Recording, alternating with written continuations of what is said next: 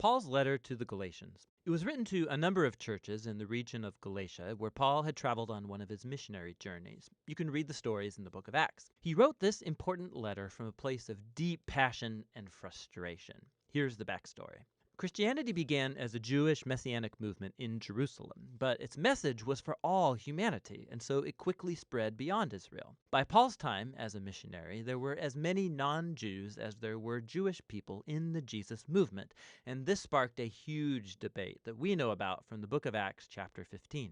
Historically, the covenant people of God were focused in one ethnic group, Israel, and they were set apart by the practices commanded in the Torah, like circumcision of males, eating kosher, observing the Sabbath. And there were many Jewish Christians who believed that for all of these non-Jews to truly become a part of God's family, they needed to obey the laws of the Torah. And so some of these Jewish Christians ended up coming to the Galatian churches. They were undermining Paul and demanding circumcision of all these male non-Jewish Christians. And so many of them were. And when Paul found out, he was brokenhearted and angry. And this letter is the result.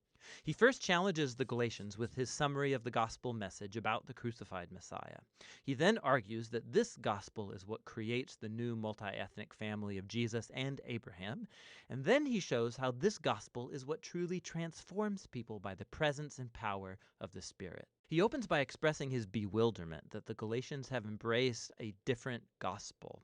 It's the one promoted by these Christians who badmouth Paul and demand circumcision.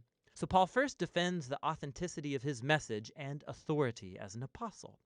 He was commissioned by the risen Jesus himself to go to the non-Jewish world. Remember the story from the book of Acts. Paul says it was only later that he went to Jerusalem to consult the other apostles like Peter or James. And when he told them he wasn't requiring non-Jewish Christians to be circumcised or eat kosher, they were in full support. But this tension ran deeper. Peter had come to Antioch to visit and see all of these non-Jewish Christians, and he was eating and mingling with them. But when some of this Jerusalem opposition group showed up in Antioch, Peter caved under their pressure. He stopped eating with these uncircumcised Christians, and he was avoiding them. And so Paul confronted and accused Peter of hypocrisy, of not staying true to the gospel. For Paul, demanding these new Christians to become circumcised and Torah observant, it's wrong-headed for all kinds of reasons. First of all, because it's a betrayal of the gospel. Or in his words, people are not justified by the works of the Torah, but rather by the faith of Jesus the Messiah. And we have faith in the Messiah Jesus. To be justified, or literally to be declared righteous, it's a rich Old Testament term for Paul. It's when God declares that someone is in a right relationship with him. They're forgiven, they're given a place in God's family, and they are being transformed by God's grace. And it's Paul's conviction that no one can be justified by observing the commands of the Torah, but only by the faith of Jesus. This is a dense phrase, and it could refer to Jesus' own faithfulness in living and dying on our behalf, or it could refer to our own trust and devotion to Jesus. Either way, the point is clear. People are justified only through trusting in what God did for them through Jesus, not by what they do for themselves. At the heart of Paul's gospel is this claim that when people trust in the Messiah Jesus, what's true of him becomes true of them. His life, death, and resurrection become theirs. Or in his words, I've been crucified with the Messiah, and it's not I who come back to life, it's the Messiah living in me.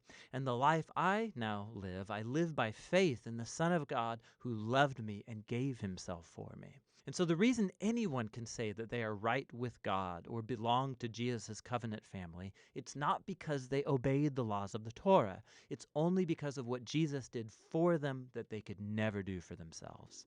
Now, this profound understanding of what Jesus accomplished, it has huge implications for who can now be included in God's covenant family and for what it means to live as a member of that family.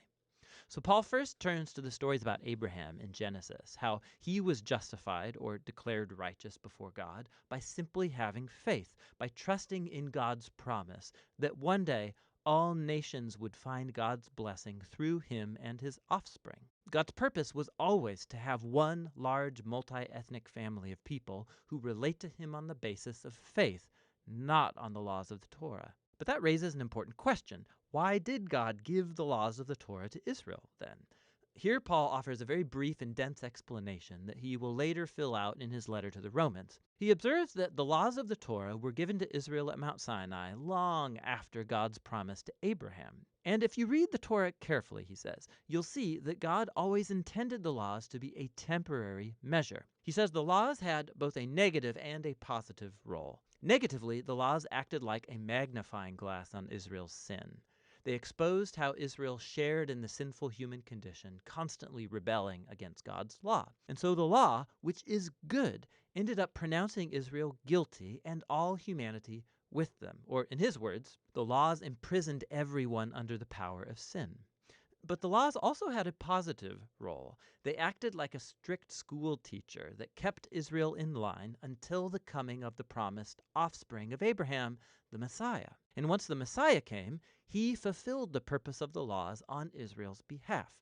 Jesus was the faithful Israelite who truly loved God and neighbor. And as Israel's king, he died to take the curse and consequence of Israel's failure into himself and bring redemption. And so now through Jesus, the offspring of Abraham, God's blessing can come to all people, regardless of their ethnicity, social status, or gender. For Paul, requiring Torah observance from non-Jewish Christians, it makes no sense. It's acting as if Jesus didn't fulfill God's promise or deal with our sins. It neglects the new freedom gained for us through Jesus and the gift of the Spirit, and it limits God's promise and blessing to one ethnic family. But, Paul's opponents might argue, the laws of the Torah, they're a proven guide to living according to God's will. How will non-Jewish Christians learn this? Paul responds in chapters 5 and 6 by describing how Jesus' transforming presence through the Spirit is the key. The laws of the Torah are good. They're wise, Paul says. In fact, they can all be summarized, as Jesus did, in the command to love your neighbor as yourself. But the laws, good as they are, they did not give Israel the power to obey them. In contrast, the good news is that Jesus did fulfill the laws on our behalf, and now he lives in us through the Spirit, making his people into new humans who fulfill the law by loving others. So Paul goes on to contrast this old and new humanity. The habits of the old humanity are obvious. These are behaviors that dehumanize people, they destroy relationships and whole communities. And while the laws of the Torah prohibited these behaviors, Jesus actually put them to death on the cross. So when a person trusts in Jesus and lives in dependence on the Spirit, his life becomes theirs and produces what Paul calls the fruit of the Spirit. This is Jesus' way of life that he wants to reproduce in his family so that they become people of love, joy, peace, patience, kindness, goodness, faithfulness, gentleness, and self-control.